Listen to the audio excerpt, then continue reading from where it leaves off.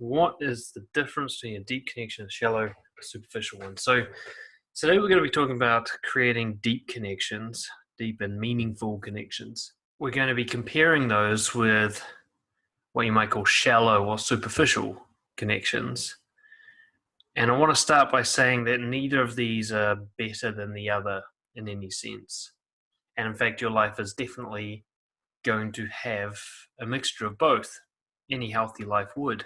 So when I say creating deep connections, I'm not implying that a shallow or superficial connection is necessarily a bad one or a failure in any way.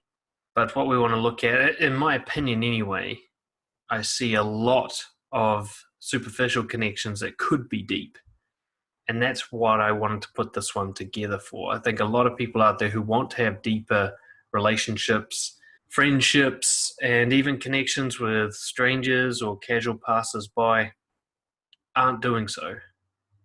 And they're sticking with superficial or shallow relationships out of habit and out of fear. So sometimes it's always going to be good to have a superficial relationship. For example, if I'm just quickly stopping for gas at the gas station, I don't need to get into an hour and a half heart-to-heart talk with the gas station attendant. I just need to pump my gas and get the fuck out of there, and that's fine with that for being superficial. There's also perhaps there might be people at my workplace that I don't particularly like, but I need to work with. I don't want to go deeper with those people. I don't like their personality, or we're just not a good fit for each other. But we need some form of connection in order to be able to work together. So I might be okay with maintaining a superficial connection there. But the reason we're putting together this particular session is, like I said, I see a lot of people having superficial connections with their friends, with their family, with the dates that they go on, where there could be deeper meaningful if the person had either the ability to go deeper or the courage, or both. So we'll be having a look at that. So let's have a look at the difference. Let's start with that. So the difference between a deep connection and a shallow or superficial one. So let's just give some basic definitions. Shallow connection. The topics conversation are non-controversial and easy. Now what I mean by this is that, you get raised with that kind of idea, never discuss religion or politics with a friend or whatever, those kind of cliches that we get raised with. This is the superficial connection.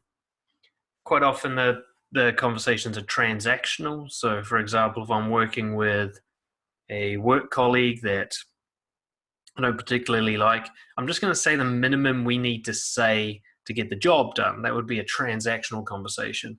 In some superficial or shallow relationships, you get a lot of small talk. This kind of talking about safe areas that neither of you are particularly interested in, but you feel comfortable discussing. No harm will be done. Talking about the sports results, talking about the weather, talking about at a very superficial level what you've been up to, the positive things in your life. All the stuff is not going to set off either person, not going to create any controversy, and not going to require too much thought or courage or anything on vulnerability on your part. Just easy, nice to do. You're in a shallow or superficial relationship when it looks like copy and paste. Where you notice yourself saying the same things, using the same words over and over again with different people, where one interaction is much like another, where you can't really distinguish between people. The way you speak with them and the interactions you have with them aren't particularly unique or noticeable or memorable. It doesn't really matter who the other person is. You say the same things in the same way. And a shallow connection can be easily put down or replaced. There's no real sense of loss when it ends, unless you're particularly needy. I should probably point that out. Some people can be devastated by losing shallow relationships, but only because they're needy for a quantity. You get this a lot with, for example, like crushes and one-itis.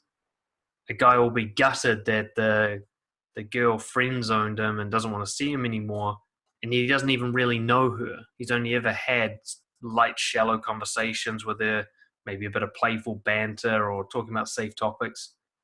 He's in love with a fantasy of her, but doesn't actually know her.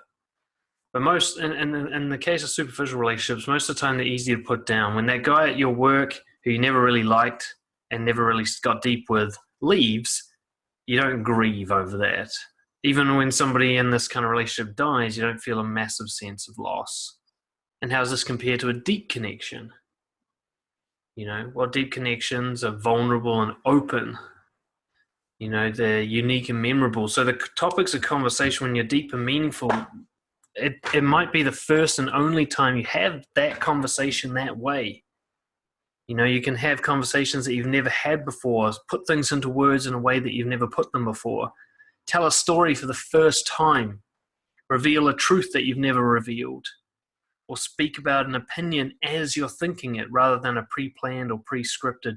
There's a lot of scripting in shallow relationships. You just follow kind of patterns of speech that you've used many times before.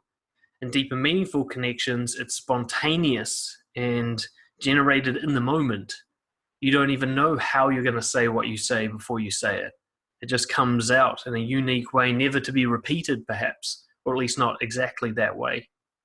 And therefore it's memorable. It's also memorable because it's much more emotional. In a shallow relationship, the topics are easy and light, and that's why they're so forgettable. Calm is not an emotion that seals in memories very well. But confusion, fear, excitement, and thrill, these are emotions that really seal memories through the amygdala. So you're much more likely to remember a deep connection because you're going to be much more emotional during it. The conversations are value-based and giving, whereas a shallow conversation is transactional. You're just trying to get something done. A deep connection, a conversation, is about the connection. It's about contributing to that connection. It's about contributing both to your life and the other person's in the moment. There is no job to get done. There's just meaning to be created here and now. In a shallow connection, you'll be much more tempted to compromise your values in order to get the job done. You'll tolerate someone you can't stand. You'll pretend to be nice, so on and so forth, in order to get outcomes. And sometimes it's okay. You just got to get a job done, and this isn't the time and place for your deep and meaningful. But there's always a kind of a compromise of values that might linger for you there.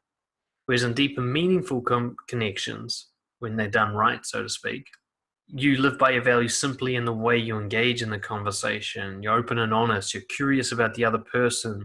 You respect your own boundaries and theirs. Outcomes are unimportant. What's important is that you both have integrity, and because you both do, it becomes important and meaningful. You've had it before. Each of you will have had a time where you had a meaningful conversation with someone and it sticks with you. It's important. It stands out from all the meaningless noise that you have every day.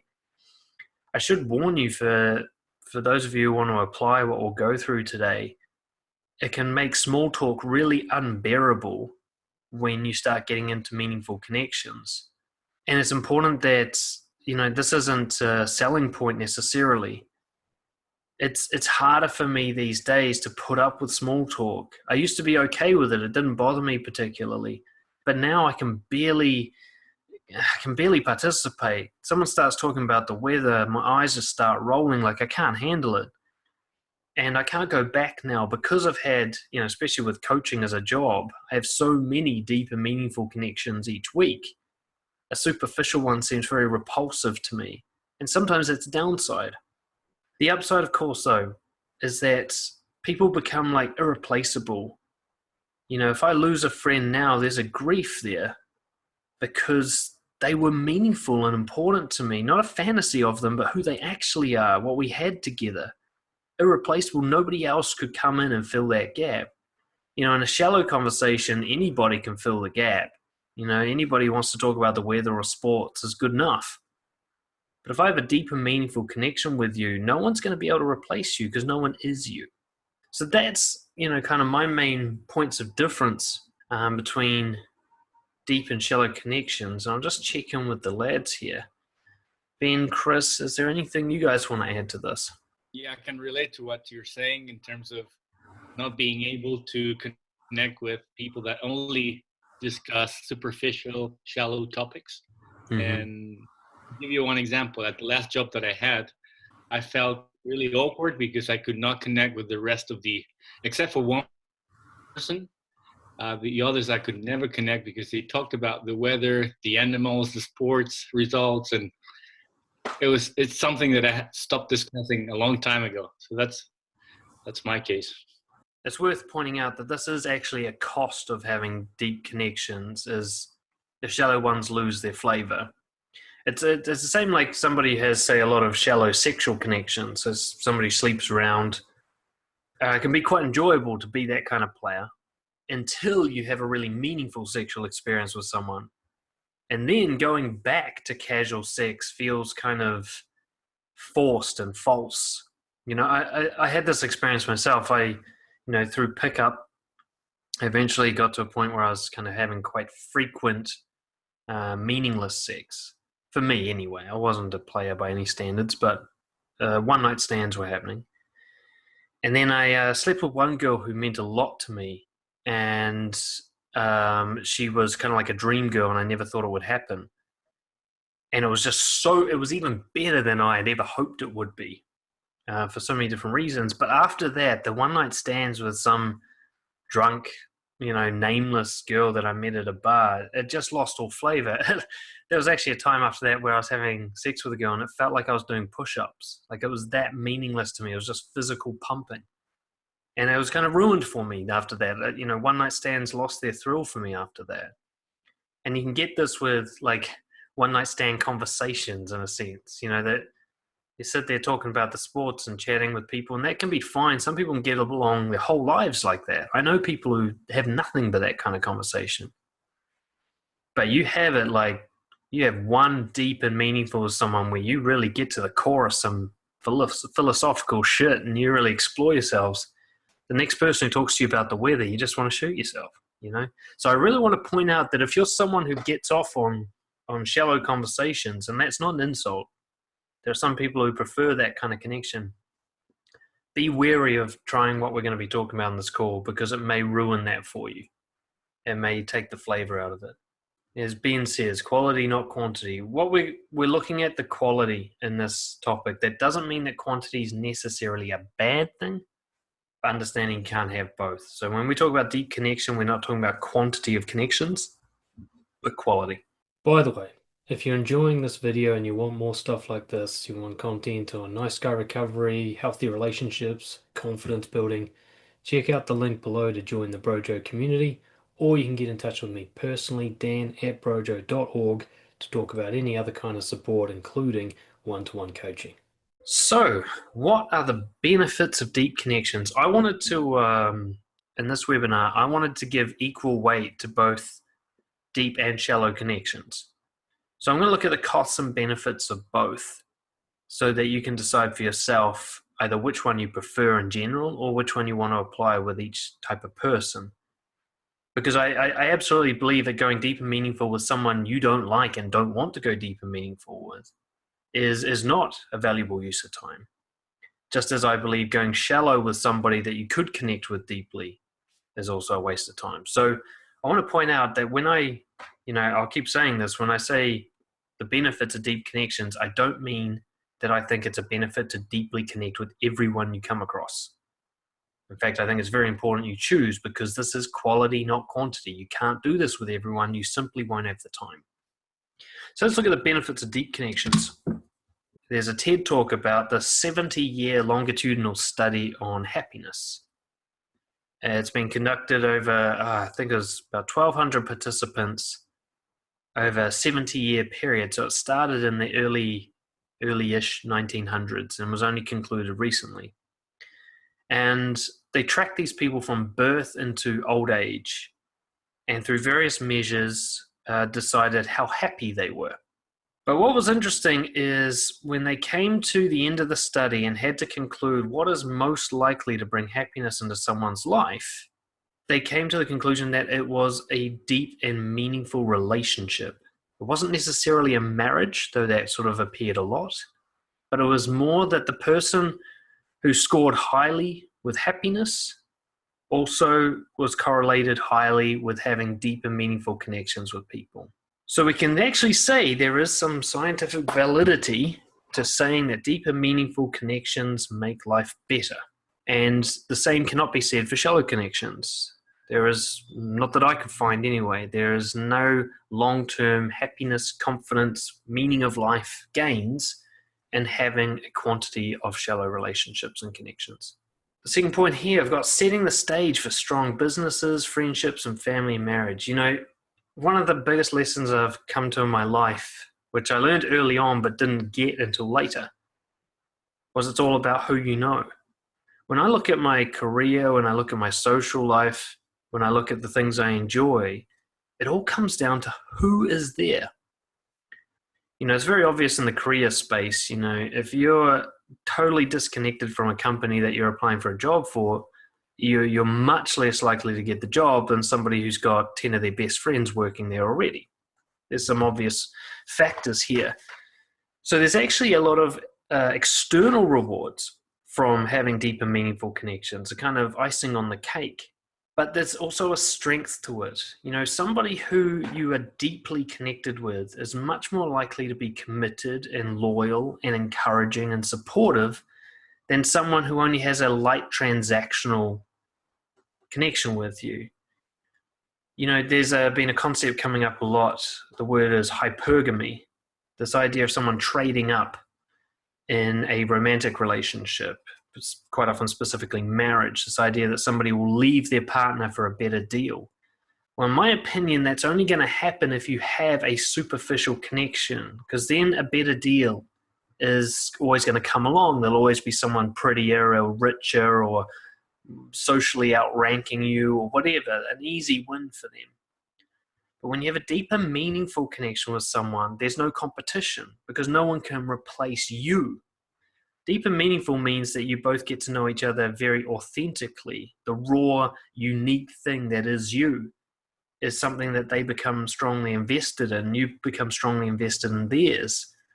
Somebody who comes along looking all bright and shiny isn't going to be competition because it would take them many months or years to catch up to that level of connection, to be in a strong enough position for somebody to want to choose between the two of you.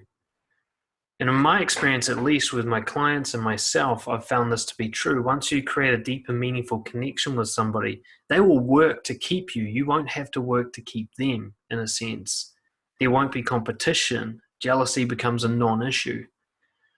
So the strength of a connection is built in the depth of it. People invest in each other. They want a return on that investment in terms of oxytocin, the feeling of connection. It's the same with, when I look at marriages and divorces, I don't really see divorce happen very often. And this is just anecdotal experience between people who have a deep and meaningful, honest connection. Yeah, I see divorce happen more often with someone who has a shallow connection, that's what I'm trying to say, than with somebody who's deep and meaningfully connected. Now, it is rarer in my experience to see people deeper with that deep and meaningful connection, but I have seen it. And when I have seen it, I've noticed that it gets through any challenge. And that's one of the benefits of going deep. When I think of deep, is like if you're sharing a lot of vulnerable information with each other, you're having really heartfelt experiences with each other and so on. It's like the roots of a tree really going deep into the ground. It's very hard to rip that tree out. A storm isn't going to rip that tree out. A shallow connection, the tree's in a pot. It's not even in the ground. The slight breeze will knock it over. It's easily replaced. Another one of the benefits of deep connections, they're exciting and unpredictable because there is no scripting. You don't know what's going to happen. You don't know what you're going to say next, what they're going to say next. You're constantly trying to get deeper, and every level of depth has a new surprise in it. That feeling you have when someone goes, look, I've never told anyone this before, but blah, blah, blah. And they tell you something you really didn't see it coming. It changes your view of them. You're like, whoa, I didn't know you were capable of that, or I didn't know that had ever happened to you. With deep and meaningful connections, it keeps getting deeper, which means it's always unpredictable and exciting. And you can see the benefits of this in a long-term friendship or a romantic relationship is it's never going to get boring. Long-term friendships and relationships that become brittle and easily broken because there's no fun left in it. There's no enjoyment. There's just routine, rote behavior, scripts. It's very easy to get bored of scripts, especially when a person changes. Two people can be bored together for a long time, but if one of them starts working on themselves, suddenly that boredom becomes unbearable. There's an absence of boredom in deep connections. When I think of the people I'm deeply connected to in my life, I always look forward to our next conversation because I never know what they're going to say. Ironically, the deeper you know someone, the more unpredictable they are. It's only shallow connections that are predictable. If you think you know someone really well, if you can predict their behavior really well, then odds are you actually have a shallow connection with them. It's only shallow behavior that's easily predicted. Deep and meaningful behavior is spontaneous and wild. It doesn't mean you can't know someone well and kind of guess what they'll do, but they should always be able to surprise you. One of the huge benefits, especially one of the most sort of selfish yet giving benefits of deep connections, is it reduces your shame. You get a practice ground for releasing shame, for being honest, for showing who you really are to somebody.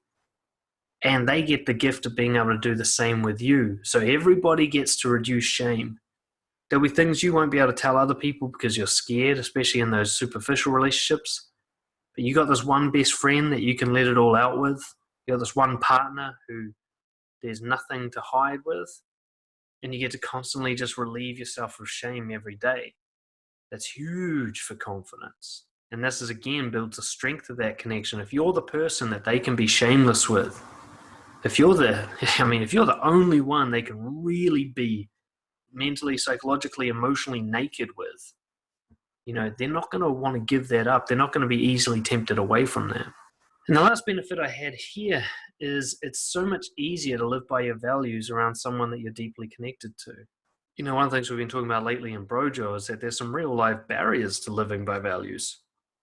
You're trying to be honest in a world that most people are being dishonest. Trying to be courageous when you're surrounded by cowards. Trying to be responsible when you're surrounded by victims. It's hard. It's fucking hard to live by your values in the modern world. Very few people are honorable in this way. Very few people are living with consistent integrity. But when you're surrounded by only deep and meaningful connections, living by your values is a breeze because you're not getting resistance to it. You're not getting hurt by it. Nobody's telling you to stop doing it. They're all encouraging you. And you're encouraging them. And it sets you up well. You get into a habit of living by your values. So as soon as you're unexpectedly or unwillingly in the company of someone who doesn't support integrity, you'll have had a lot of practice. You'll be able to deal with that person. So deep and meaningful connections are great for that. Any thoughts, any additions to that? Any other benefits you can think of from having deep and meaningful connections? No, I just have a question for you. Maybe you'll refer to this later. But I have this going circles in my mind. So what factors determine the level of connection between two people? Is it the core values matching, openness and vulnerability, the beliefs they share? Is it their interests? What are the factors that really make people connect, in your opinion? Well, I think it's all those things you listed, certainly factors in it. But what we'll try to get to this, we'll talk about this at the end of the call as well, the how-to of this. But in simple terms, I would say it's reciprocal honesty. And what I mean by that is no matter how honest I am with you, you match me. If that happens, there's no limit to the depth of our relationship. If you will always match how honest I am with you, then I can be as honest as possible, and so can you. When I say shallow, I guess what I really mean is restricted. A shallow connection is when there's a level of honesty that you will not follow me to. You will not invest to the same level. Or vice versa. You try to go somewhere and I won't go there. So the two of you are talking about sports, and you start to try and talk about your depression, and the guy brings it back to sports. It's a wall there. It can't go any deeper than that. And so that's not what I'd call a deep connection. You know what? I think maybe the better wording would be deep and meaningful connection versus limited connection. Deep and meaningful is unlimited. The only thing that limits you is yourself in a deep and meaningful conversation. You're too scared to share, but they would match you. They would be open to you sharing. That's still a deep connection. It's just you're limited by your own insecurities. But when you try to go deeper and the person won't let you, they won't match you, they only ask you questions rather than sharing stuff about themselves, or they change the topic when it gets uncomfortable, that's a shallow connection. It's a limited connection. Now, it's only in that moment. These connections can change 1 minute to the next. So I could have a deep and meaningful connection with someone and then break their trust, and that would then become a limited connection. They would no longer share to a certain level with me because they're scared of my unpredictability. And the other way around, I could have I've done this before. I've had superficial connections with someone for years, and then I finally open up a bit more to them, and they surprise me by opening up too. And we suddenly go from shallow to deep just like that, realizing that, holy shit, I didn't know we were allowed to cross that line. Let's see what else we can do. The other coach, I first met David in Department of Corrections. We used to work together, and it started as what you might call superficial. There was a limit to how much we'd talk about and share. I don't know when it happened exactly, but at some point we crossed the line. And now there's no limit to what we can talk about with each other. It's a deep connection now. Yeah, Chris, to answer your question, essentially it all comes down to honesty being equal from both parties, and this kind of openness where both parties will allow the other person to keep going deeper and will match them, which encourages them to keep going deeper. Neither person is trying to limit the other person.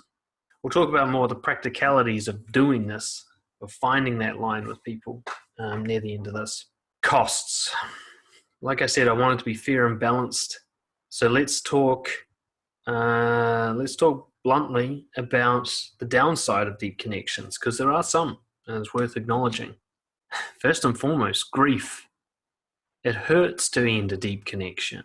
You know, it hurts to lose the meaningful, wonderful things in life, especially in this world we're in right now where they're so rare and therefore so valuable. You know, if you've got a deep and meaningful connection with somebody and they leave, or they lose interest in you, or they die, that you're going to get hurt feelings. You're going to be emotionally rocked by that. You know, a lot of the guys I speak to in Brojo actually fantasize about being unaffected, the James Bond type fantasy, being this guy who's never touched emotionally by any loss. You know, when I say nothing to lose, that's not what I'm talking about. Nothing to lose means being willing to bring on this hurt, being willing to go so deep that you can get hurt. That's nothing to lose. Nothing to lose does not mean making yourself immune to pain. You cannot go deep and meaningful without letting someone affect you. No matter how many sort of confidence practices I employ and how much stoicism I rely on and so on, if she's in a bad mood, it affects me. If she's upset, it upsets me. We're so deep that I cannot be unaffected by her. Kind of part of the price I pay for having such a deep and vulnerable connection with her is it means I feel her pain. There's a lot of empathy in a deep connection, and it's unavoidable. You know, you can't be deeply connected and psychopathic. You're going to be affected emotionally by the other person. So you're going to be really affected when it's over. Now, some people think they have a deep and meaningful connection because they're really affected by it being over. You get this a lot with big breakups and divorces. But what they're really affected by was the loss of the fantasy of some future great relationship with the person, whereby the current one was actually awful, and it's very obviously awful. The cost of a deep connection is you're actually losing something real, a connection you really did have, not just a fantasy, but something you looked forward to, something you participated in actively, not just something you dreamed of. Quality versus quantity. Deep connections are costly in terms of time and attention. Okay, you can't have a deep connection with someone in a 5-minute chat at the bus stop. I mean, you kind of can, but time is a factor with deep connections. I can quickly have superficial connections. I could talk to 100 people in a day superficially without getting tired. Easy, done it a million times. Or thousands of times, stop exaggerating. But deep and meaningful, like I can only have a couple of coaching sessions a day and I'm done socializing, you know, because I just can't go that deep all day long. I need time to reflect. I need time to recover.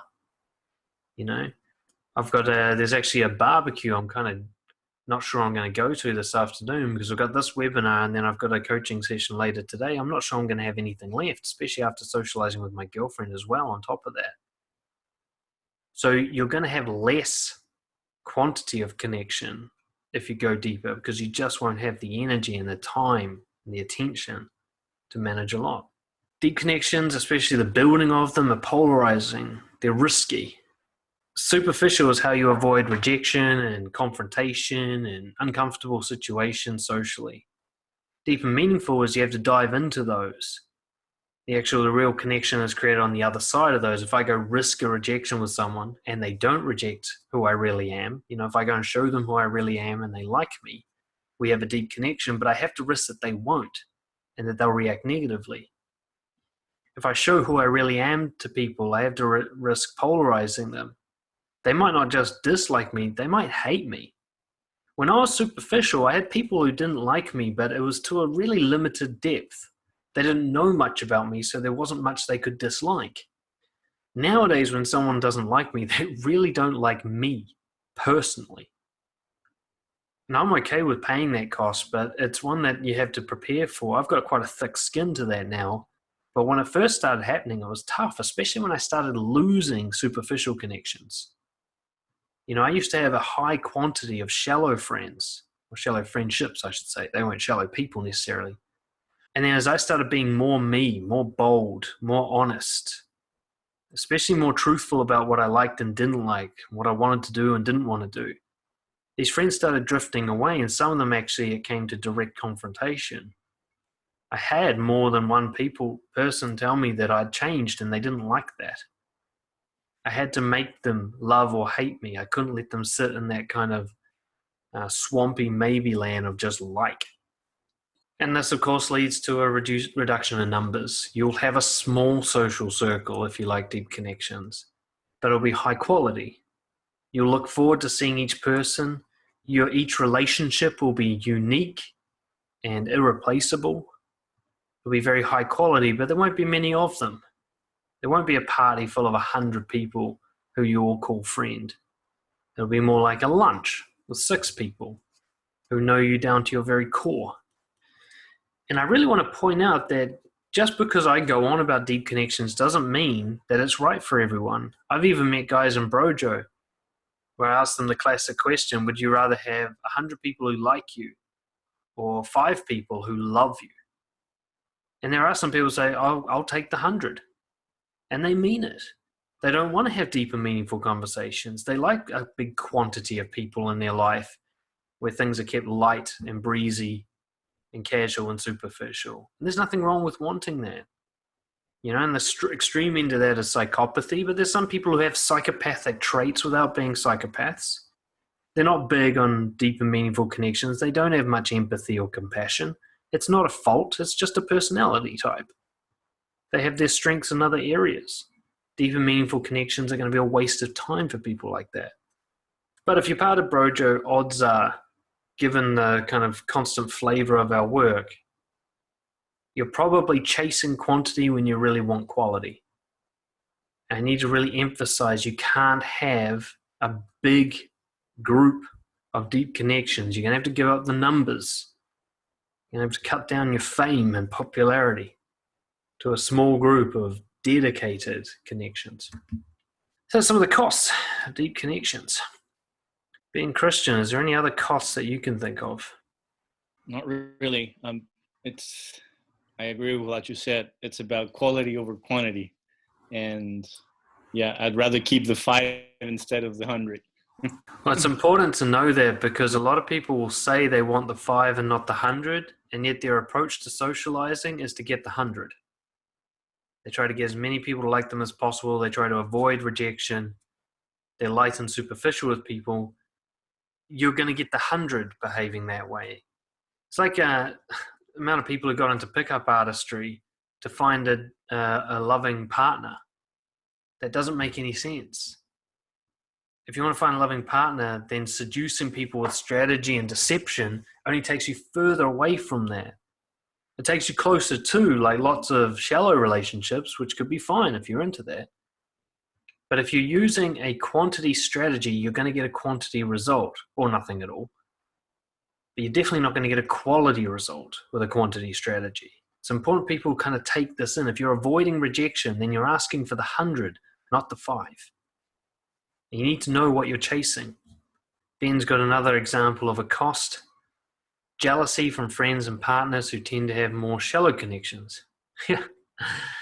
Yeah, actually, especially in the transition, when you start choosing who you're going to spend more time with, that means you're going to have to take that time away from people. You will naturally start to self-select who the deep connections are.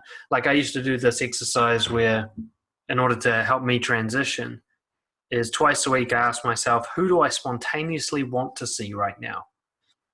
And then I'd invite that person to lunch. But what this means is I wasn't inviting a huge list of people to lunch.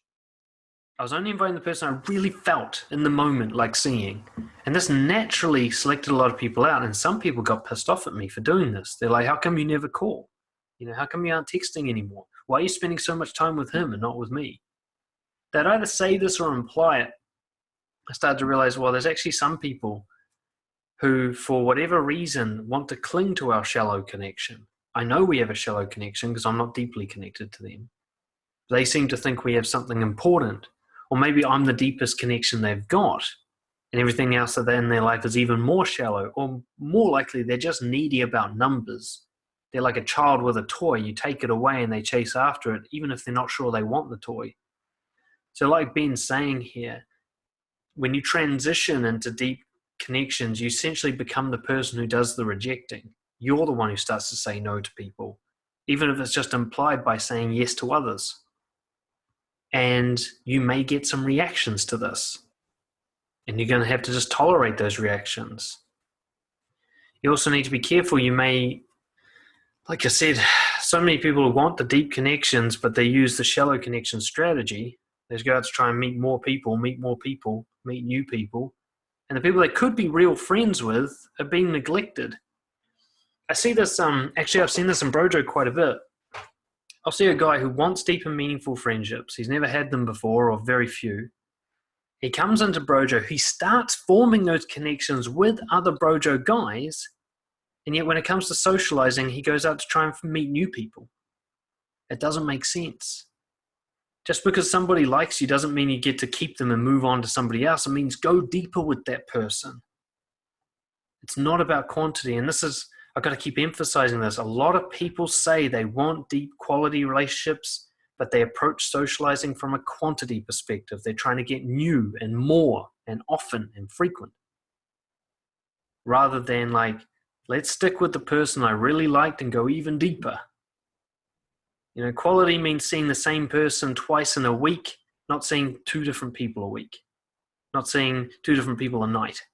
There's no rules around this, but just notice, how do you approach socializing? Are you trying to add more people? Are you trying to go deeper with the people you got? Because you should only be adding more if you don't have anyone you can go deeper with, or you have a lack of people to go deeper with. The benefits of shallow connections. Like I said, I wanted to be fair on this one, so let's quickly look at the benefits of shallow connections. Well, they're easy, aren't they? Easily created and easily maintained. I want to highlight that deep connections aren't necessarily hard, but they can be hard to learn how to do at the beginning. I find it easy to create deep connections now, but that's because I'm okay with polarizing and rejection now, and that was hard to get okay with it. But you can start off being okay with shallow connections. It's easy to talk about the weather. It's easy to find some surface level commonality you have, like a love of travel or rugby, and talk about that and keep things positive. It's easy to check in and just have the same conversation with the same person every day and just maintain it. There's no real effort required. You can go on autopilot a lot of the time. A lot of your answers are scripted. How was your weekend? Fine. How was yours? Good. Oh, that's good to hear. Same shit day after day. Very easy to do. They're transactional and simple. They get a job done. There's nothing wrong with that. Like I said, the guy at the gas station, maybe he's not going to be your next best friend. Maybe you just need to get gas. And you know what you need to say in that shallow connection. You don't have to think deeply about what the real truth is for you. You just say the thing that gets the job done. So it's very simple. Deep connections are more complex. You're going to have a much broader range of emotions to deal with. You're going to spend time in confusion. There will be conflicts and confrontations. You're not going to get that in shallow connections. Any sort of confrontation will be so surface level that you won't even feel it. You won't care. They're predictable. And like I mentioned before, they're predictable because you're seeing such a small part of someone. It's easy to predict a small part of someone. It's like when I used to work with criminal offenders and I only looked at their crime, it was easy to predict their crime. But I couldn't predict the range of other things that they did throughout the day. I couldn't really know them as a person. I could just see one particular pattern of behavior that led them to steal a car or beat up their partner or whatever. But I didn't know the real them. And ironically, I could predict their criminal behavior quite well, but they surprised me a lot when it went outside the criminal behavior. It's part of what started me on this work. When I started having deeper connections with criminals, I realized they were a lot more like me than they were unlike me. I started to realize that I had my own sort of criminal way of thinking, and this, indirectly contributed to Brojo even being created. Shallow connections are mostly risk-free. If there's any loss, it doesn't hurt you that badly. If a shallow connection at your work doesn't like you anymore, it's probably not going to hurt your career that badly. If you're on a date with someone, you didn't really connect with them, and they don't want to see you again, there's no great loss. But actually, as I say it, I realize there is some big risks in shallow connections. When I say it's risk-free, I mean it's risk-free in terms of short-term pain. It's unlikely that anything particularly bad's going to happen during a superficial conversation. But there are longer-term risks, of course. There's a long-term risk like being married to somebody but having a superficial connection with them. 10 years of your life down the toilet just because you were originally attracted to each other and needy about being single. That's pretty risky. So the risk isn't necessarily in the superficial connection. The risk is in only having superficial connections and mistaking your fantasy of the person for a deep connection rather than actually being deeply connected to the real person. But largely in terms of hanging out at the office or going on a date, there's not much trouble you can get into with a shallow connection. There's a deep and meaningful connection, all kinds of conflicts can come up. And one of the benefits is you can have a large social circle. You can become a social butterfly when you're a shallow connector, You can have lots of people who know you. You can have lots of friends on Facebook. If you have a party, lots of people can show up. You can have a big quantity. The downside, of course, it's flaky and disloyal. They're only going to stick around as long as you are some sort of value to them, as long as you provide a service of some kind. It's conditional love, shallow connections. So if you're the funny guy, you have to keep making them laugh or they're going to leave. If you're the good-looking guy, you need to remain good-looking. If you're the rich guy, you need to keep buying stuff. They're going to be essentially hypergamous. As soon as whatever you provide loses its flavor and a better, shinier option comes up, they're going to bail on you. You can see this with celebrities, how their audiences rise and fall, how somebody can be well-loved one day and then reviled the next day. It's because an audience is never deeply connected to a person, especially a person who's as fake as like a Hollywood celebrity, and you never really get to see the real them. Ironically, you can also see this in the real celebrity world. If you see someone like Will Smith, who regularly posts vulnerable, raw videos about his deep inner world on the internet, he has a really solid fan base who are really loyal to him, and he thrives as a result. So you can even have large numbers with deep connections, but it's kind of one-sided. They know you very well, but they might be anonymous to you.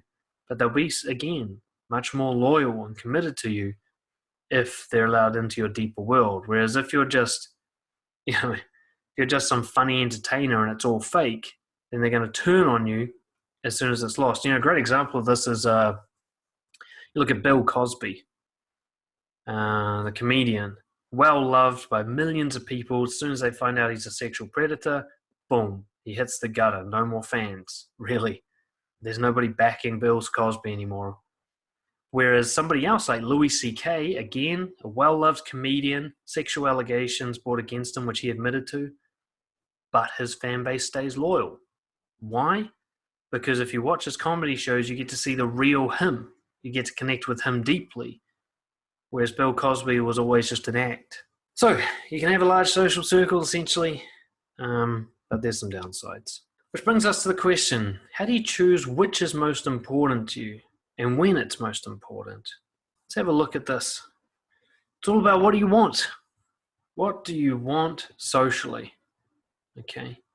As we've talked about a lot already with Ben and Chris, quality versus quantity. Which is more important to you? It seems a lot of people seem to think they know the answer to this, but like I said, if I observe their behavior, they're going for the opposite one. There's so many people who say they want quality, but they're trying to please everybody. They're trying to be entertaining and funny and transactional. They have nothing but small talk with new people. They don't polarize. They avoid rejection. That's a quantity strategy. You can't get quality that way. In fact, you prevent quality. I can't get to know you if you're putting up a wall of niceness. If you're not showing me those times where you feel confused or antisocial or angry or stressed. I need to see all of you to connect with you deeply. I can't just see the funny guy. I can't just see the lovely guy. I can't just be the guy who pleases me and is polite. So you have to know what you want. If you want quality, you're going to have to sacrifice quantity, or at least be willing to. You might be surprised at the quantity that does evolve.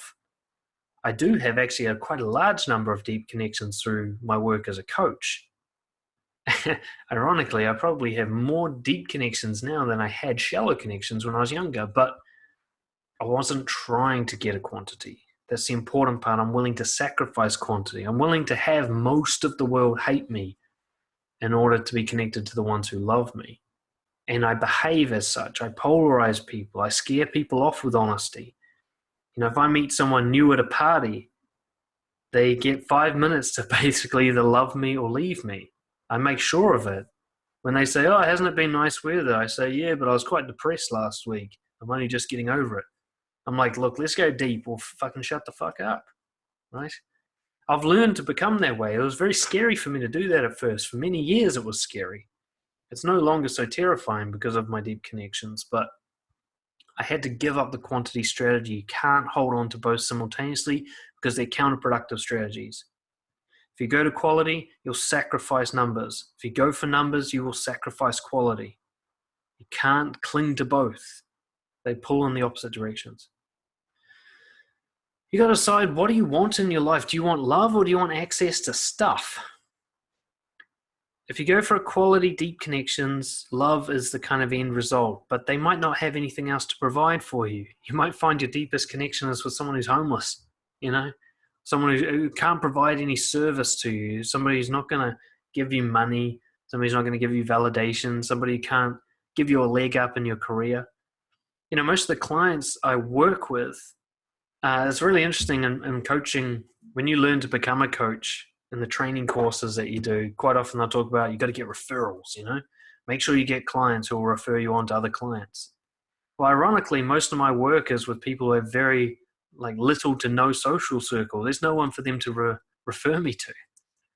So I had to sacrifice the potential extra clients that this one client can get me for the quality and the love of the client himself. I love working with my clients, but a lot of them are socially, lacking.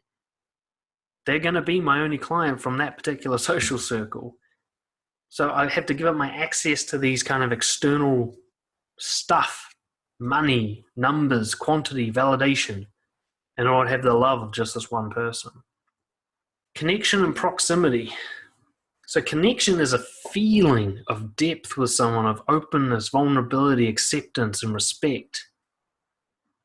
It's this thing where you feel connected even when you're by yourself. You don't need somebody else around to feel complete and good enough because your connections are so deep with someone. Versus proximity, where if people aren't around you, you feel alone. Right? Where you need the people to actually be present in your space. Do you want the people to be around all the time, or do you want to feel connected? Because those are two different strategies. You can surround yourself with people, but it won't necessarily be a connection. Think of it like sex. I can go pay a sex worker so they can have sex anytime I want, but there'll be no connection in that sex. She's doing her job, and it's faked. I've never had a sex worker, but I've heard plenty of stories. Whereas a connection, it might be rare for me to have sex if I'm focused on connection. I'll have high standards and I'll only look for the right person. But when we do have sex, it'll be so rewarding, there'll be a smile on my face for a month. That kind of difference. The difference between interdependence and independence, and this is an important one. When your connections are superficial and shallow, you're very independent. You can drop everything and move country very easily. You can do whatever the fuck you want all the time. You can upset people if you want to really easily because who cares if you lose them, kind of thing. I can't just randomly do whatever I want all the time now. It'd be too hard in our relationship. I've got to talk things through with her. We have to arrange our schedules together. I've become so open and vulnerable with her that we actually hold each other up now. There's things she does for me that if she stopped doing them, it would be fucking chaos in my life, and vice versa. We've intertwined ourselves together. Now, I don't need her. I'm not dependent. And she doesn't need me. She's not dependent on me for satisfaction in life. But we've wrapped our lives around each other so firmly now that if one was to bail out, the other person would have a hard time. Whereas in shallow connections, that doesn't happen. You can just drop anyone anytime. There's no reliance. Risk versus safety. Shallow connections are safe, essentially. It's hard to get hurt in a shallow connection. The only pain you'll feel is the fantasies being killed, or the loneliness. Whereas in deep connections, there's a higher risk of polarizing, rejection, confrontation, vulnerable, sore things about yourself being revealed. Nudity of self being revealed in that way, a sense of risk. Ironically, these are actually reversed. If you're really open and honest with people for a long period of time, if you create deep and meaningful connections, you'll be well protected both by yourself and by them.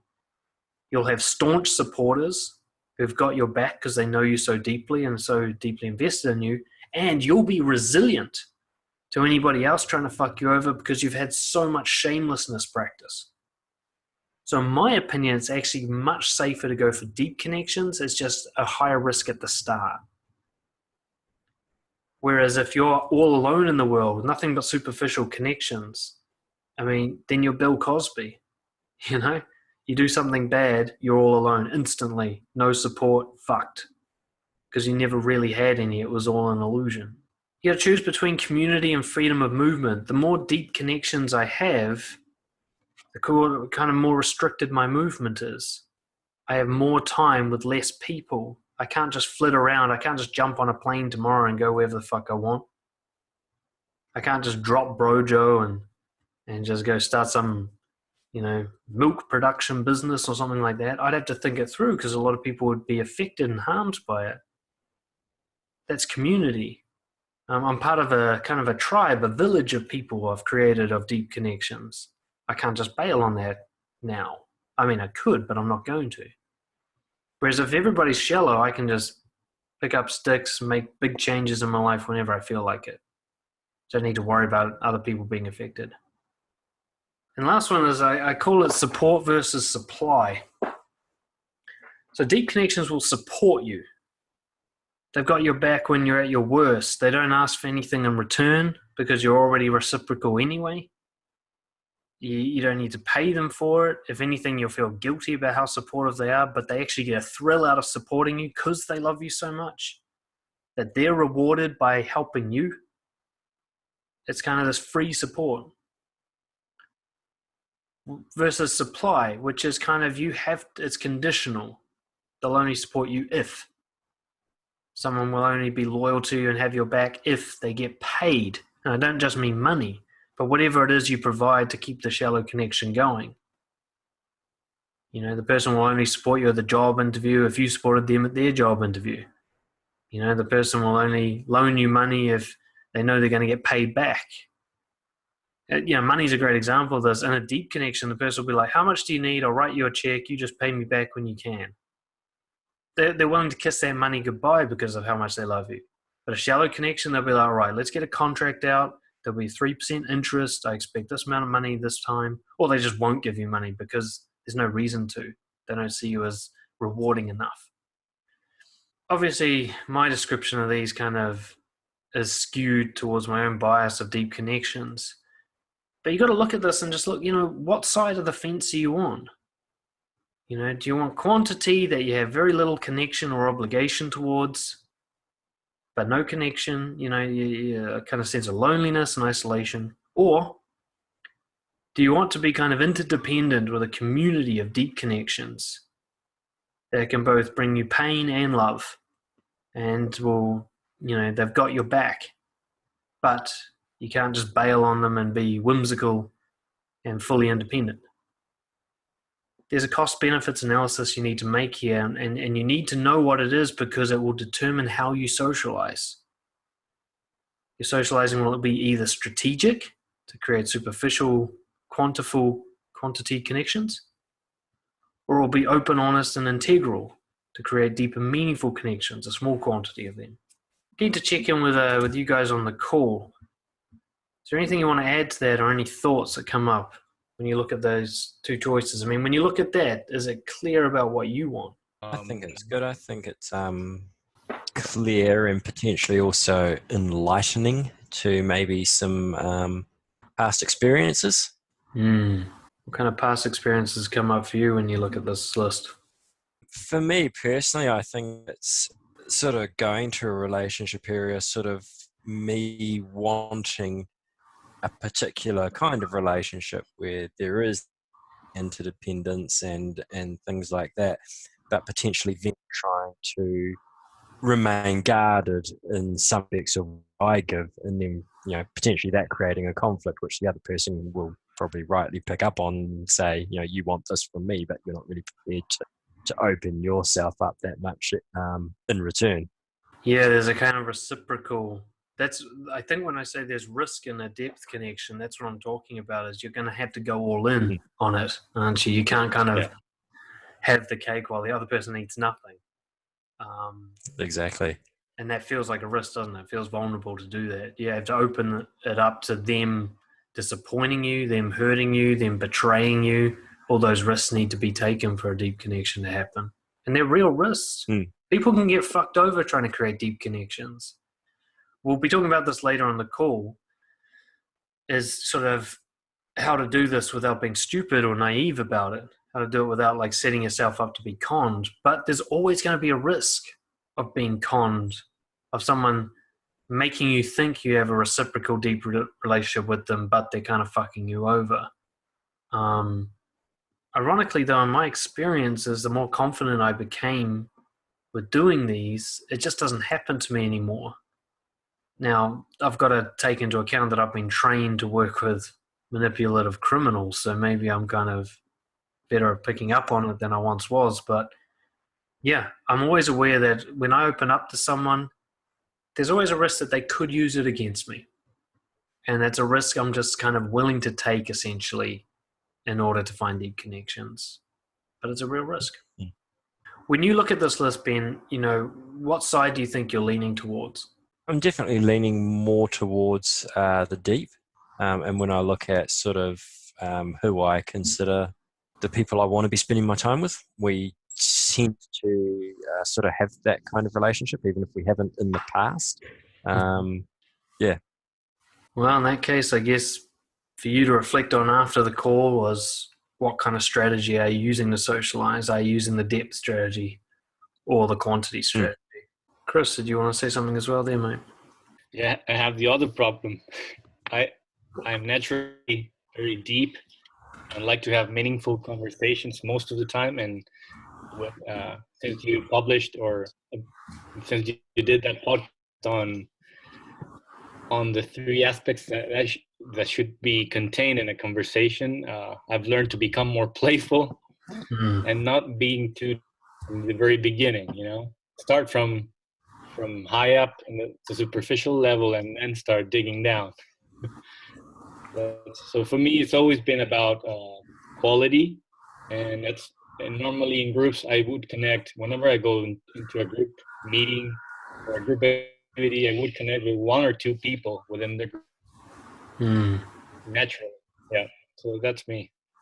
You raise a pretty good point here that comes up, actually. Well, it's been coming up a lot in Brojo, where deep and meaningful gets interpreted as serious. That playfulness gets reduced the more deep and meaningful you get. Yes. And I really want to point out that playfulness can interact easily on both sides of the fence here, but it'll probably be quite different. Like when I was quite superficial in my connections, my playfulness was really about humor. I was kind of like a stand-up comedian. I told a lot of jokes, or I was a lot like Chandler from Friends, very sarcastic, very guarded, and used humor as a way to block people of seeing how I really felt about things. Always joking about stuff all the time, funny comments, shit like that. That was my version of playfulness, self-deprecating. Whereas my version of playfulness now would be like, it still might be humorous, but it would be playing with deep and meaningful things. So, for example, I've got this habit of telling stories to my girlfriend that are really just stories that guys want to talk about, not girls. And I'll be about halfway through the story before I realize that she has no interest in what I'm saying because it's just such a guy thing to talk about. And I get embarrassed when that happens. And so my playfulness in the relationship is to call out that embarrassment as it happens. And, you know, I usually say something like, and that's my story. And it's just a sign that it means like, oh, I've said something that I know she's just like waiting for me to finish and is bored. So it's still playfulness, but it's about something real. You know, it's a way of showing like, you got me. Playfulness is like showing where you got yourself wound up in an argument over nothing. You know, calling out who you really are and the weaknesses you have in a gentle, compassionate, and playful way. It doesn't have to be like, oh God, I told a stupid story again. I'm such a fucking loser. You know, actually, that'd be pretty funny. But just this idea is like playfulness is a no banter, superficial, blocking humor used to hide how you truly feel. That's not playfulness. In fact, it's really quite serious and strategic, ironically. Like I was very sarcastic and funny and made a lot of people laugh, but I didn't laugh at my own jokes. Why? Because they weren't funny to me. They were designed to make other people laugh. That's a serious strategy, not a funny one. Whereas now, especially like I'm big on dad jokes now. I don't know why. I just love making really pointless, stupid jokes. Nowadays, it's quite often that I'll be the only one laughing at my jokes. You know, because they're about me. They're deep and they're kind of like, you know, like two friends will have private jokes, as they call them, or private humor, or in jokes, in-person jokes, in-group jokes. Playfulness can happen at a level where you only get it because of the deep and meaningful connection. Other people listening are just like, what? You see this with best friends quite a lot. They're pissing themselves laughing over something, and everybody watching them is just like, that's not funny. Because it relates to a deep and meaningful experience, a vulnerable experience that they had, you know. But yeah, it's very easy to get serious when you're trying to be vulnerable. The key is to, we won't talk about it on this call, but the key is to understand that deep and meaningful does not necessarily mean serious. Okay, in fact, you'll find you're a lot more serious on the superficial level because you're so strategic. You can be a lot more spontaneous and carefree, which is forms of playfulness in the deep. You can just speak your mind even if you get it wrong. You can say stupid things that make no sense. You're allowed to do all that in a deep connection. In a shallow one, you have to be much more careful and moderated. All right, so I think now we'll move on to the practical.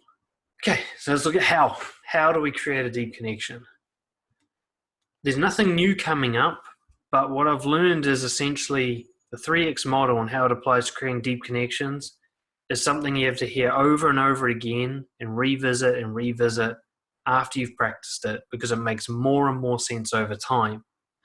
So for those of you watching, like either on the call or on the recording, you might not hear much new stuff coming up, but it's worth listening to again and again. Okay, it's worth reviewing after you've practiced it because it reveals deeper levels of truth each time you use it.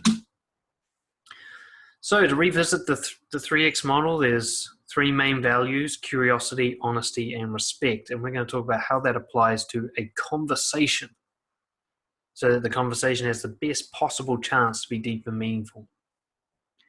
Now, curiosity is the bit that happens inside your head. It's important that you don't mistake curiosity for questions. And what I mean by that is curiosity doesn't mean asking the other person questions.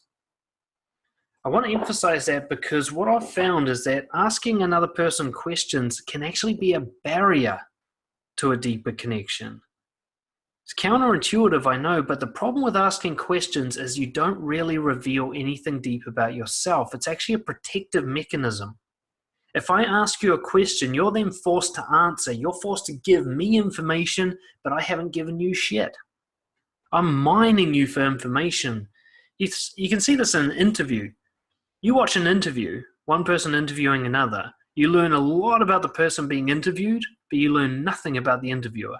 except what questions they ask. That's all you know about them. And you have to like guess at what kind of person they are based on the questions, you know? But if you watch a conversation between two best friends, there's very few questions. There's just statements. You say this, I react to it, you react to my reaction, back and forth, back and forth. So when I say curiosity, I do not mean asking questions to the other person. I do, however, mean asking yourself questions inside your head, at least until this becomes automatic. Some of the questions, what more do I want to know about the other person? You know, when you're strategic, when you're trying to make the other person like you don't really ask this question. You're more asking yourself, what can I do to make them like me? What I found when I was doing pickup and stuff like that is I started to feel more isolated and psychopathic than ever before because I wasn't really getting to know people. I wasn't really interested in them as a person. I was just interested in what could I get from them and how could I get it. That's not curiosity, that's just strategy. Okay, that's like battling a war, not making a connection. I remember one of my biggest breakthroughs with pickup that made me leave it was I once used like banter and questions with a girl at a bar all the way back to my bedroom. By the time we got to my bedroom, she had no fucking idea who I was because it had all been a big act. But I knew heaps about her.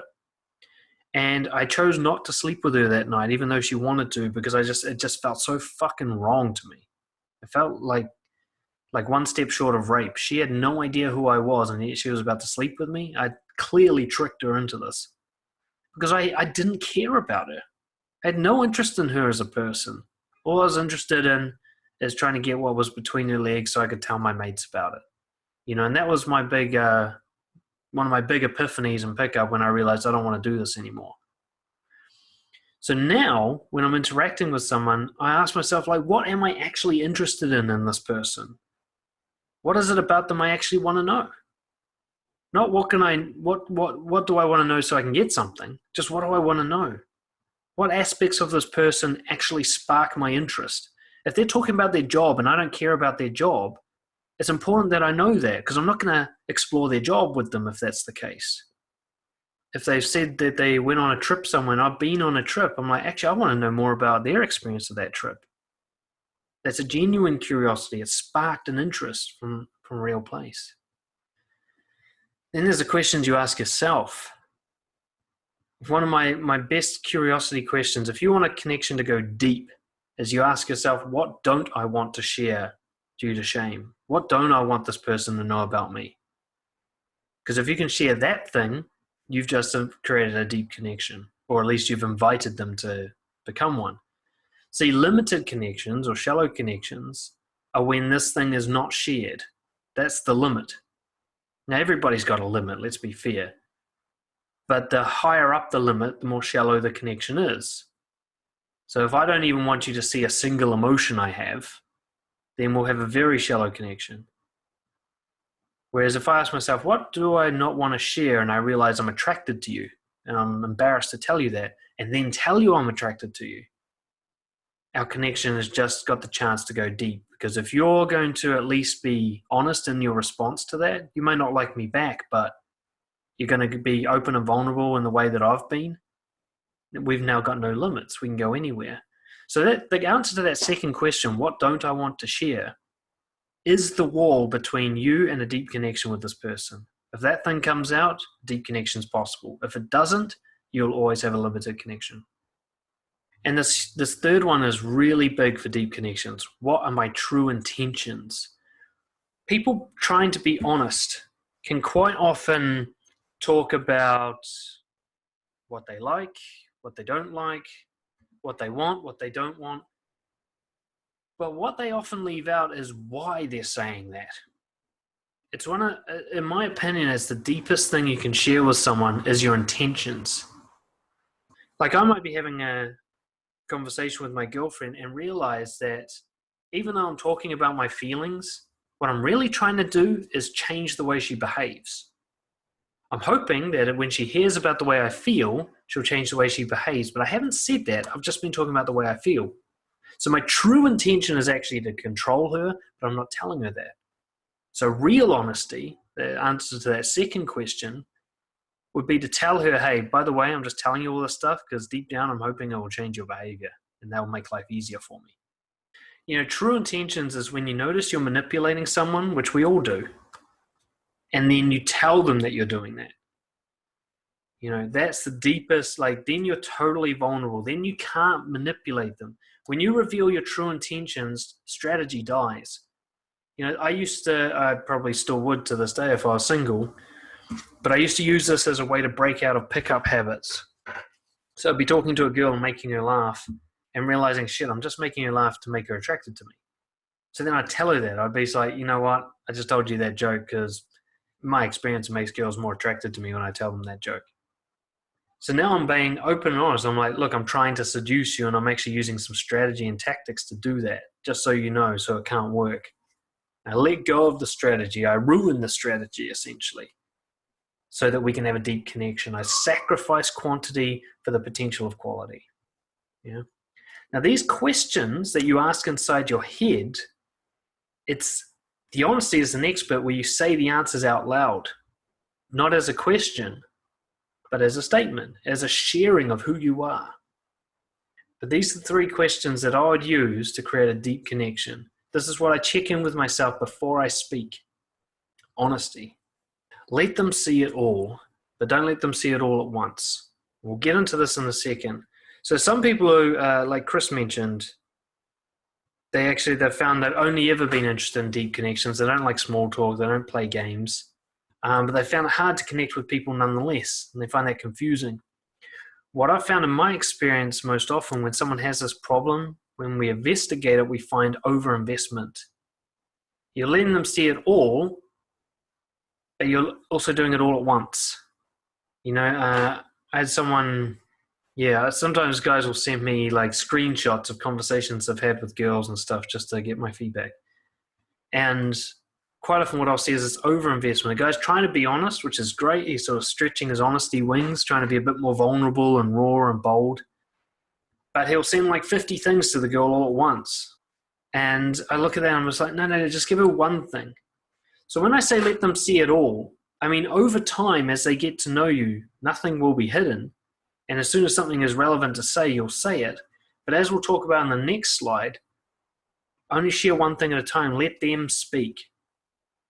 So when I say let it all, let them see it all, I'm really talking about let them see the most obvious truth. Like I mentioned in the slide previously, what don't I want to share? If I'm going to let them see it all, it's going to be sharing that thing, right? It doesn't mean like everything I say, I'm like, hey, what am I most ashamed of right now? Because then I'm not paying attention to them. I need to react to them and then share. We'll talk about that in the next slide. But let them see who you really are. Let them reject it if possible. You know, if you're feeling antisocial at the party, don't pretend that you're feeling social. Let them see that you're feeling antisocial, tired, confused, nervous, all those things you don't think you're supposed to share. Let them see it. Let them judge for themselves. One of the ways to choose which one of these truths to share, whichever truth risks the outcome is the one to be shared first. If revealing your intentions risks them not going home with you, then reveal your intentions. If showing somebody how you truly feel means that they're most likely to judge you, then show them how they truly feel. Let go of your reputation. You know, if sharing your opinion is going to divide the room and risk making you look like a mean guy, then share your opinion. Share the thing that will ruin the outcome, that superficial outcome, so that the door is open for a deep connection. And it will feel fucking scary to do, but it is, like I said, you can't have quantity and quality. If you hold back the thing to keep the outcome, then you're going for quantity. And if that's what you want, fine, but don't pretend you're going for quality if you do that. Risk the outcome. Lose it. You know, I often call this farting on a date, right? Do the one thing that you think will destroy it, that's truthful. I've got to emphasize interpretation here. I don't mean try to ruin things.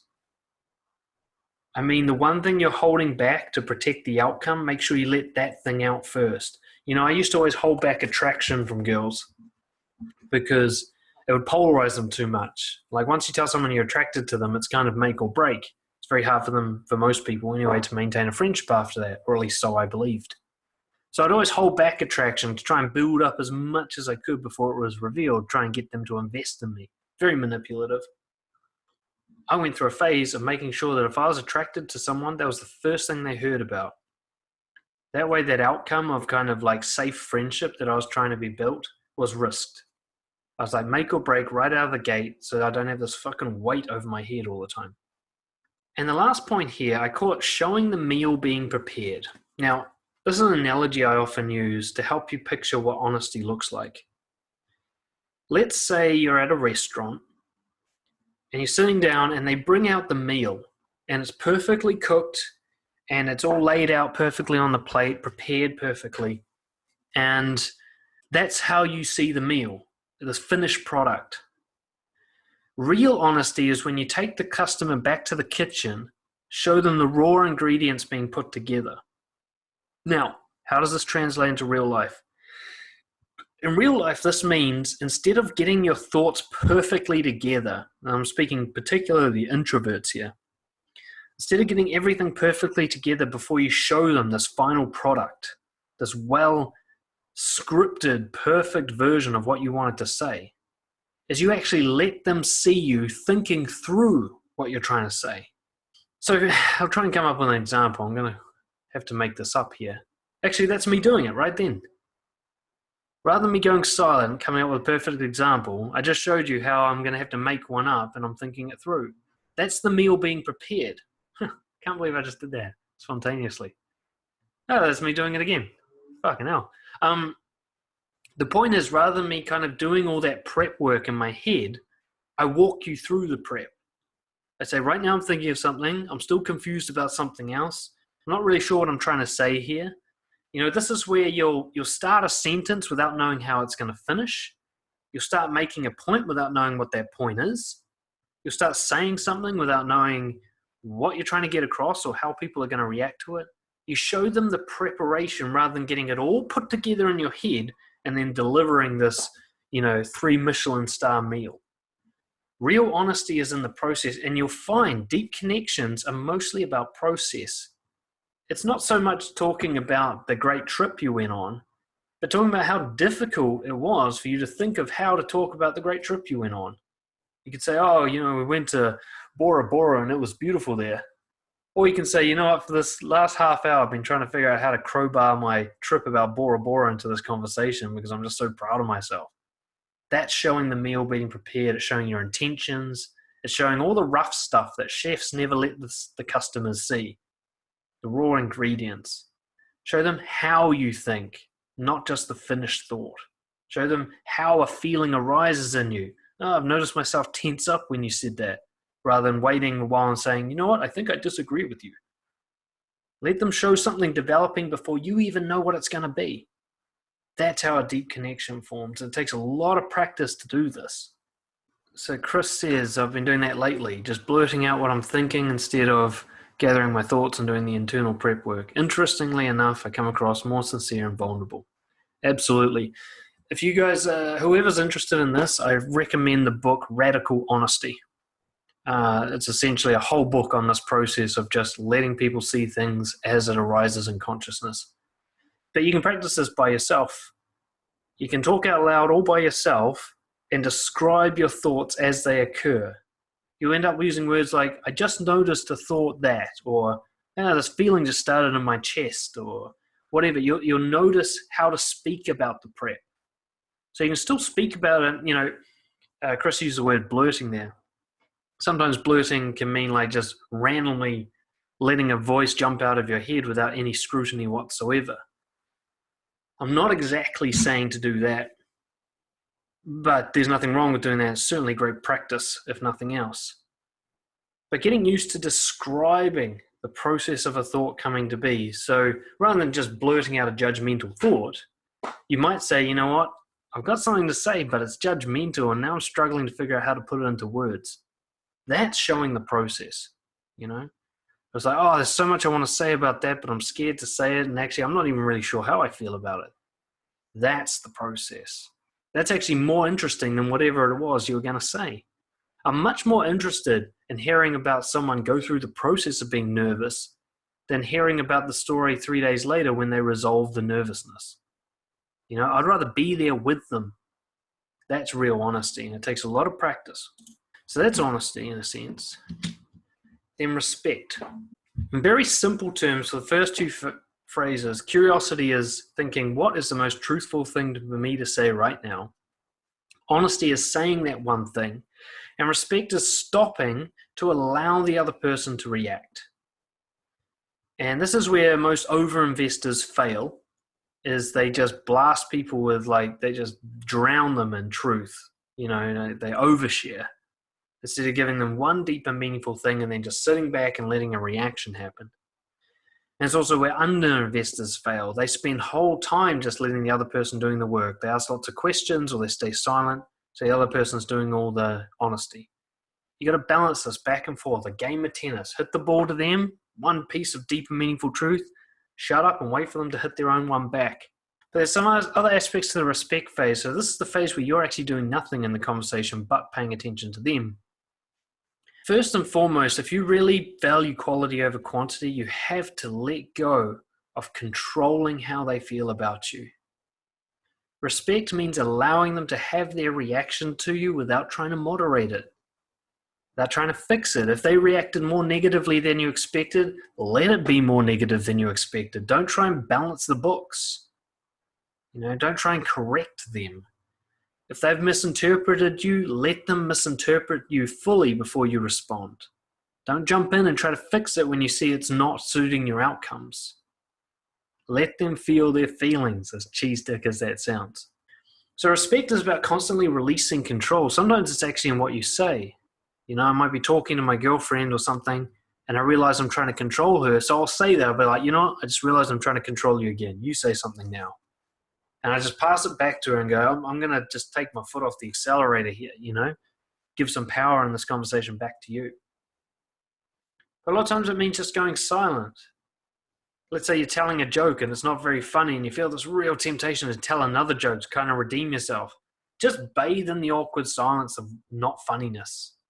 Just say, well, that wasn't funny. Somebody else go now. And just let go of this control you're trying to have over other people. Because control prevents deep connections. Control is for shallow connections.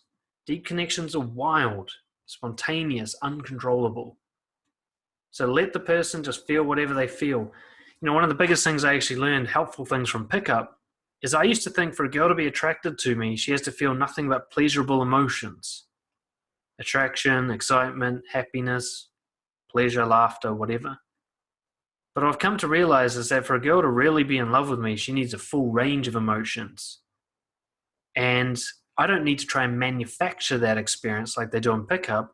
I can just be me and it will happen as long as I let them react. I mean, sometimes I'll be offensive. Sometimes I'll be disgusting. Sometimes I'll be confusing. Sometimes I'll be aggravating, as well as sometimes being funny, sometimes being pleasurable, sometimes being whatever the fuck, interesting. It's important that sometimes you're boring. Sometimes you are, just be whatever you are and let them have their reaction, and they'll build up a whole picture of you that they'll then decide on. And you're wrong to believe that if they come up with nothing but positive reactions that they're going to like you deeply. You'll find some of your deepest connections will be with people who also frustrate you the most. People who annoy you the most, or people who confuse you the most. Not always, but there'll be elements of that in there. I have no doubt in my mind that nobody can piss my girlfriend off more than I can, you know, except maybe her family, who she's probably even more deeper connected to. She doesn't get nothing but pleasure. But my initial girlfriends, you know, especially my first ever proper one when I was 16 or whatever, all I did was give her pleasurable sensations. So if she was ever crying, I tried to control her back to happiness. What happened? She got bored of me and left me for another guy who was more ranged, more varied. Stop trying to control them and they will have a range of experience. Listen without attempting to rush them. If you feel a rush to get to a point during a conversation, then you're outcome dependent. You're in the superficial strategy. You're trying to get somewhere. There's nowhere to get to in a deep connection. There's a girl I meet with once a week. She's an ex-client of mine, and we just meet for an hour over Zoom. And our conversation never has a point. It just starts, we usually do a sort of like, how are you feeling type check-in. And then that branches off into some realization, which reminds her of a dream she had, which actually prompts me to remember this time that I was talking to someone about dreams. Blows from one, we just bounce the ball back and forth. And quite often we laugh about how off track we get, how our conversation never seems to have a theme. Well, that's what deep connections are like. There's nowhere to get to. The process is interesting. So if you're trying to rush someone to get to a point, then you're not really listening to them. Whatever they're saying is the point. And if they don't make a point at the end of it, then being confusing was their connection, was who they are. And there's nowhere else to be but being confusing, you know? You don't have to stay on a track. This doesn't have to make sense. They don't have to make sense. Let them be senseless. Let yourself finish a sentence that didn't make sense in the end. Like I said, I have little things where I say, and that's my story. That's what I say when I realize I've just finished something and it didn't go anywhere. It doesn't have to. You know, you look at stand-up comedians. If you watch them carefully, they don't make sense, most of them. They just go from one unrelated story or joke to another. But you don't give a fuck. You're not trying to rush them like, come on, what's the point of the story? You're just like, where's it going? Let's see where it goes. It doesn't matter where it goes. It's just interesting. I remember in earlier times in Brojo, I'd say, I try to listen, but people are boring. So no. Their job isn't to be interesting. It's your job to be interested. Explore how they are rather than trying to get them somewhere. You know, that brings me to the third point. Hear what they're really saying rather than foraging for useful bits of information. See, somebody will listen when they're being superficial and strategic, but they're listening for key things they can use.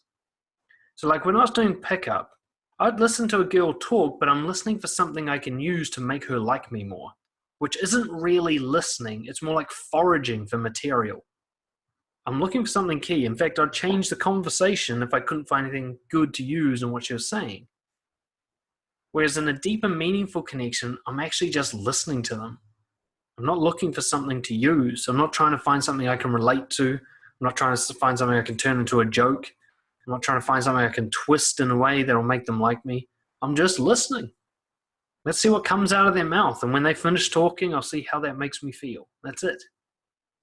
In terms of practical tips, to bring this all together, the 3X model, the curiosity phase, is you ask yourself, what's the most truthful thing I could share right now? That's the only question you need to ask.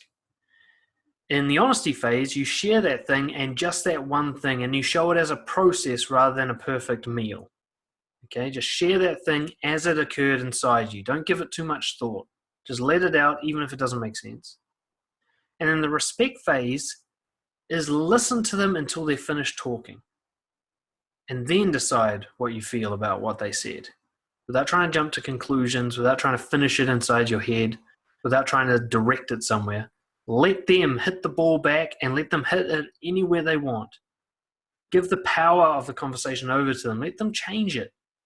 Let them, you might have had this great story you wanted to tell, but then they changed the topic so much that the story is now irrelevant. So let go of the story. Talk about whatever else comes up for you. Or tell them, hey, I wish I could have told the story, but you changed the topic and now I don't know what to say.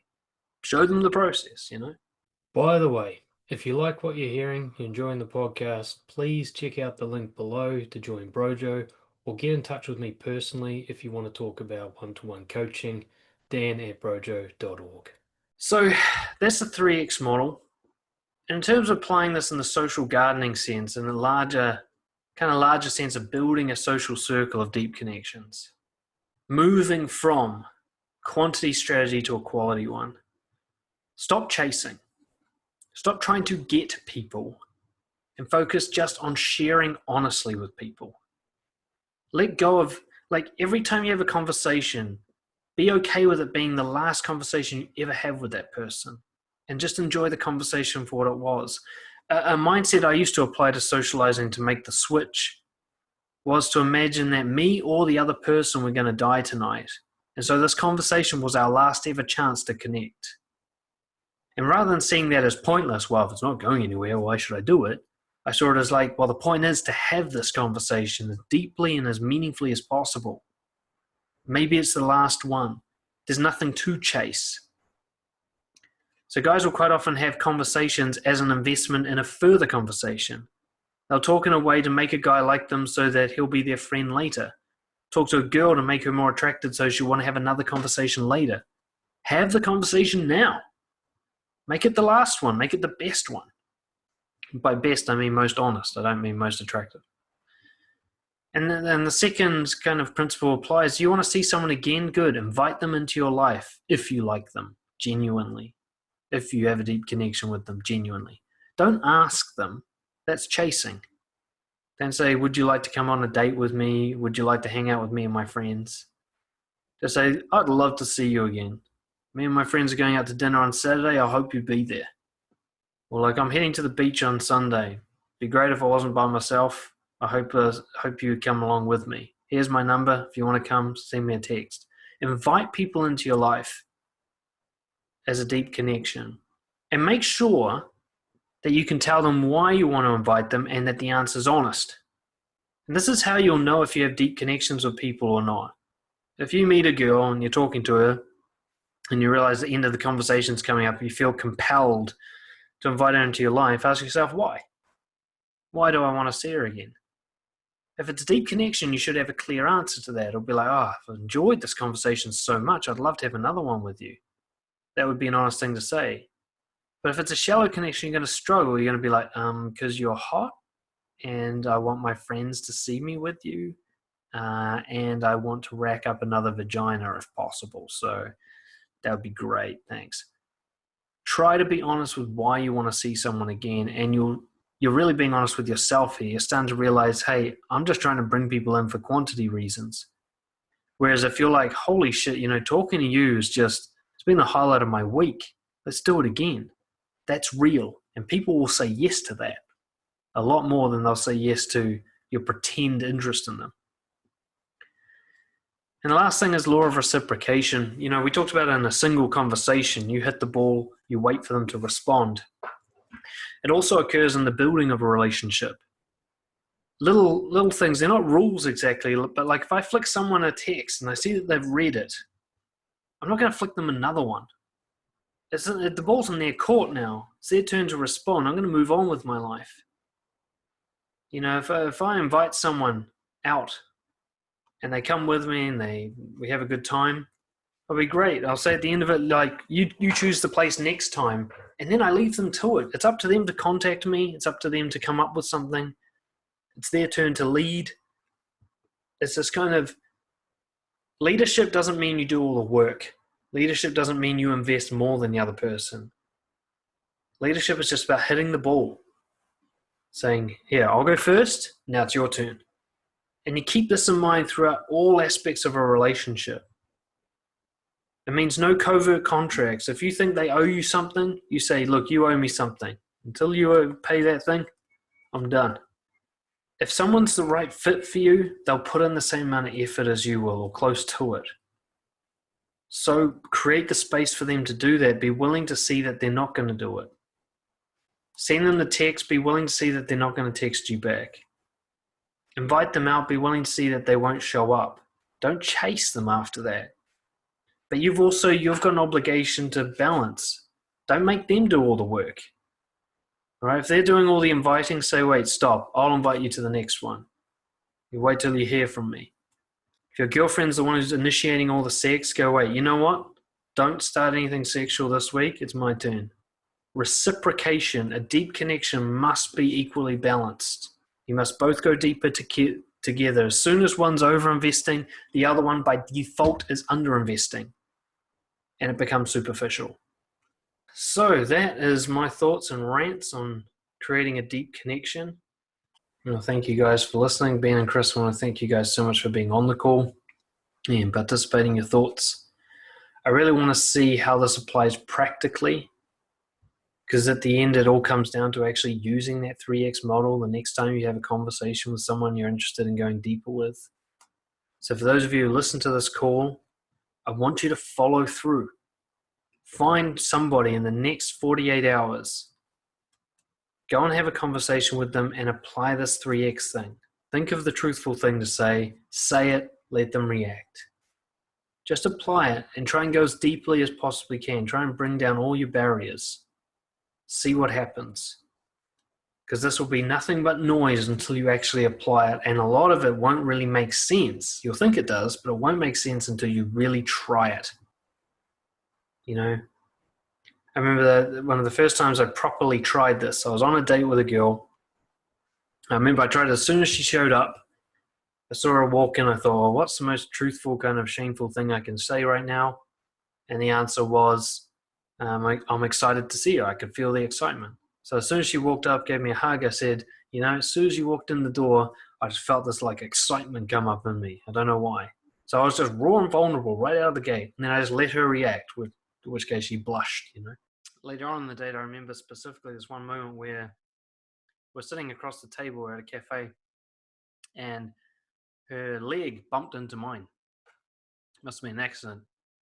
And so I shared my inner intentions. I said, you know, I really hope that there's some form of foreplay, some form of flirting, and it wasn't an accident. Now, she thought that was funny, but she also knew that I wasn't joking. Like, that's actually what I thought. Like, when she touched my leg, I was hoping it was on purpose, kind of flirting. I said that to her, and, you know, again, she blushed and said, oh, maybe it is. So we're allowed to, like, get playful and flirtatious and sexual because I just let the walls down. And I think we ended up making out right in public at like 10 in the morning there at the cafe because there was no rules. We could do whatever we wanted. And I never saw her again. She moved to another country shortly after that, you know, and that was fine. That date alone was a brilliant experience. There's no further follow-up required. We had everything we needed in that moment together. So I actually went and applied this, and I was thinking of the 3X model during this date. And I want you guys to apply the same. This won't work until you go and try it. But you have to understand you're going to be letting go of outcomes. You're letting go of something actually working out. And that's the only way it can really work. Thank you again for listening.